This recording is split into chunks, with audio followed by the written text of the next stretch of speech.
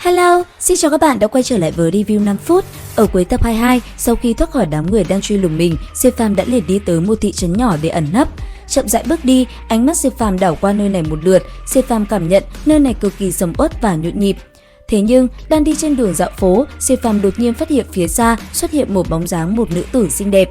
Giật mình kinh ngạc, Diệp Phàm nhận ra nữ tử xinh đẹp kia chính là Lý Tiểu Mạn, và ở phía xa xa, Lý Tiểu Mạn cũng mơ hồ thấy bóng dáng quen thuộc.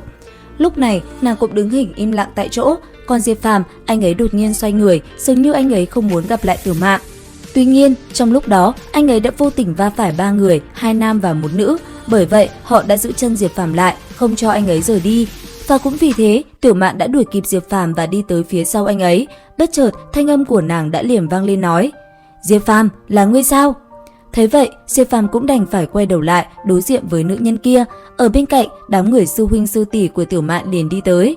Còn hai người kia gặp lại nhau, ánh mắt họ dường như có điều gì đó thật khó nói. Một lúc sau, họ mới mở miệng chào hỏi.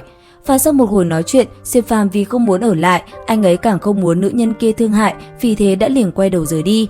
Mang theo tâm tình nặng trĩu, Diệp Phàm có chút thoáng buồn nhẹ. Cuối cùng, gạt hết cảm xúc đó đi, Diệp Phàm liền đi vào sâu trong núi để tu luyện.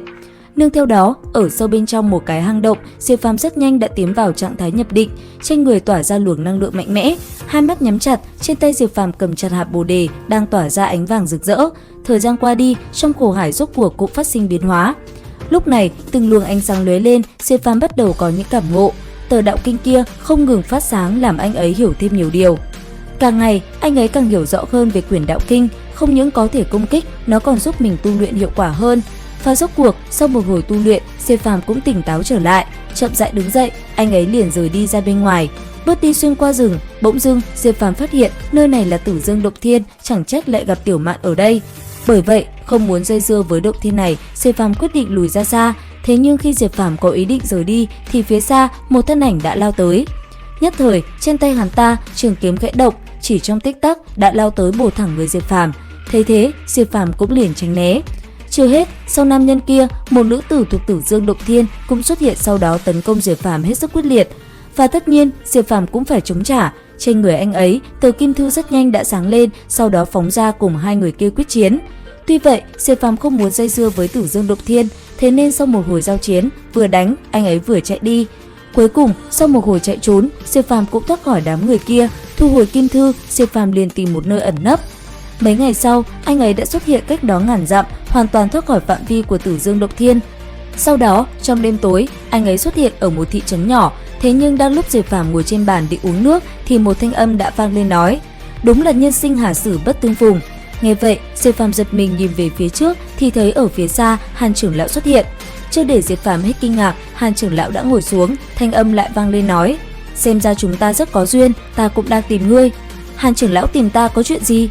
"Ta đã chuẩn bị cho ngươi rất nhiều linh dược nhưng không tìm được ngươi, không nghĩ chúng ta lại gặp lại ở chỗ này." "Chuẩn bị cho ta rất nhiều linh dược ư?" "Ngươi là vị thuốc chính, còn linh dược chỉ là phụ thôi." Dứt lời, lão quái vật kia liền đổ trà vào cốc. Lúc này, sắc mặt Diệp Phàm đã biến đổi, thanh âm kinh hãi vang lên nói: "Hàn trưởng lão Như, người làm như vậy không sợ trời phạt hay sao?" "Ta đã chuẩn bị từ rất lâu rồi, không có ai biết chuyện này đâu." Nghe vậy, Diệp Phàm thất kinh, sắc mặt lộ rõ vẻ tức giận.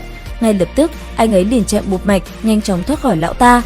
Thế nhưng nhìn Diệp Phàm mau chóng lao người rời đi, lão quái vật kia vẫn ngồi im tại chỗ. Giờ đây, ông ta vẫn ung dung thưởng hết chén trà. Sau đó, cây gậy gỗ kia mới khẽ động. Ngay lập tức, động thân, ông ta đã liền lao lên, chỉ trong chốc lát đã bắt được Diệp Phàm và trói lại. Trong màn đêm, ông ta liền dẫn Diệp Phàm rời đi khỏi nơi này. Đến đây thì hết tập 23 Giả Thiên. Xin chào và hẹn gặp lại các bạn ở những video tiếp theo.